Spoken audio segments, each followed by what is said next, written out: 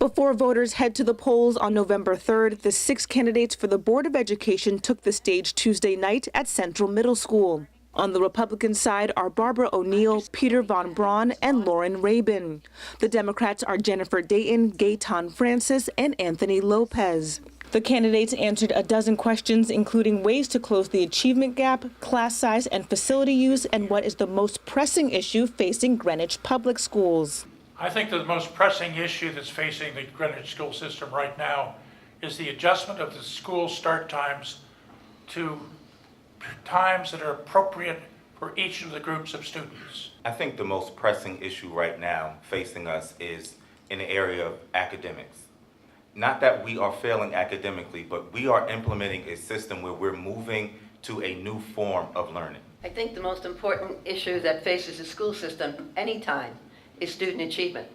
That's what boards of education are to focus on. Their two main jobs is one, to hire the superintendent, and the other is to focus on student achievement.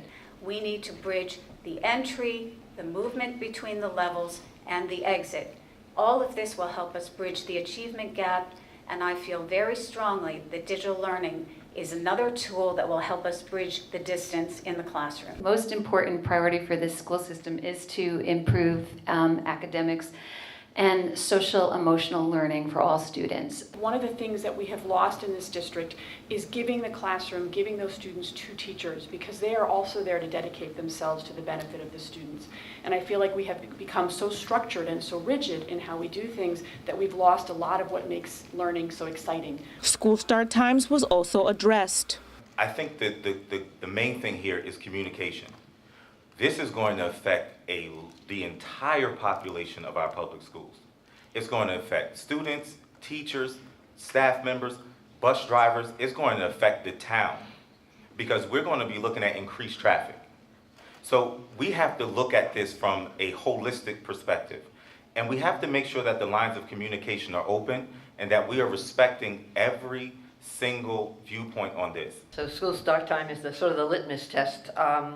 And so we all swear that we are in favor of school start time, which we are. But I think it's a very complex issue. And right now there are 6 options out there that people are discussing. And I agree that it's all about communication.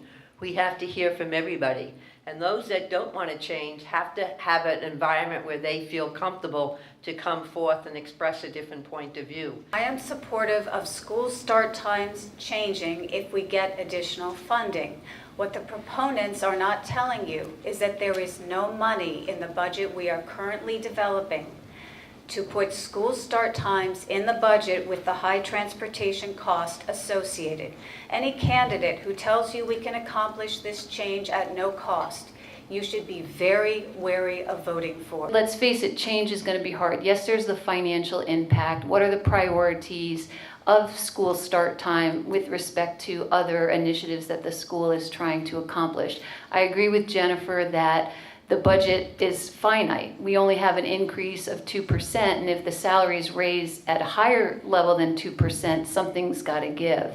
But I definitely think that you can't put a price tag on the health of our children. What I would like to see and what I have stated is for us to take the science, some common sense, and the input that we've gotten so far, and try and have a bus consultant give us some good options. We have a steering committee that is working very hard to find all the problems that could come from this change, but I think that's a good exercise to do because we want to understand what we need to work on and how to make things right. Recently, I proposed that we hire a transportation expert to work on the development of a plan to execute later school start times.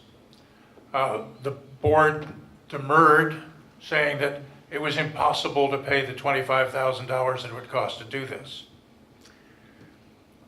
Basically, when one talks about this program, one has to recognize that there are ways of achieving this without huge cost. Reporting for the Greenwich Sentinel, I'm Kwajerba Crawfee.